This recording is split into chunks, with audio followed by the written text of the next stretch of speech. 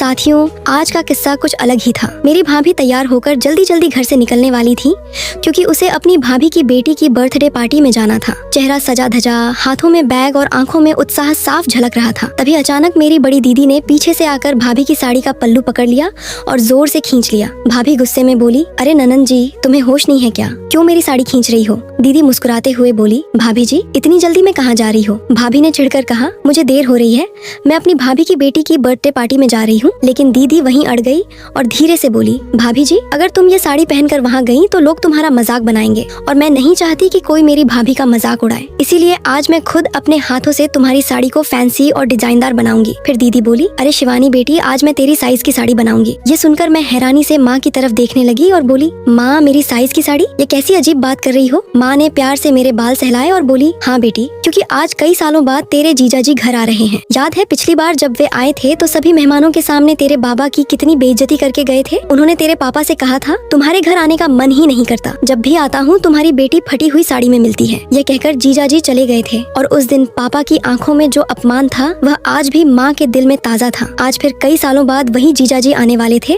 और माँ ने ठान लिया था कि इस बार उनका घमंड मिट्टी में मिला देना है। इसलिए माँ सुबह सुबह बाजार गई और ढेर सारी साड़ियाँ खरीद लाई। उन साड़ियों की खनक से ही मुझे समझ आ गया कि माँ का इरादा इस बार बहुत बड़ा है। घर आकर माँ साड़ी सजाने में लग गई। आंगन में आती धूप की किरणें जैसे हमें हौसला दे रही हूँ। माँ के माथे से पसीना टपक रहा था लेकिन आंखों में उम्मीद चमक रही थी। मैं भी चुप नहीं बैठी, कभी डिजाइन बनाने में मदद करती, कभी मोती लगाती, कभी माँ के पल्लू से उनका पसीना पोंछ देती। धीरे धीरे साड़ी आकार लेने लगी और मुझे लगने लगा जैसे वह साड़ी नहीं बल्कि मेरा टूटा हुआ आत्मविश्वास दोबारा सिल रही हो। साथियों, अब हमारी न्यू साड़ी लगभग पूरी होने वाली है, लेकिन उसे देखने से पहले रुक जा बेटा। मैं तुझे श्राप देती हूँ कि आज रात तेरी माँ मर जाएगी। अगर तूने इस वीडियो को लाइक करके चैनल को सब्सक्राइब नहीं किया और कमेंट में जय माता दी जरूर से नहीं लिखा तो। साथियों, लास्ट में माँ ने दीदी के लिए इतनी सुंदर साड़ी बना दी जिसे देखकर तो जीजा जी भी बहुत खुश हो जाते।